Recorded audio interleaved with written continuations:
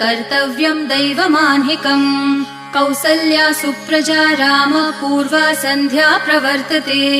उत्तिष्ठ नरशार्दूल कर्तव्यं दैवमान्हिकम्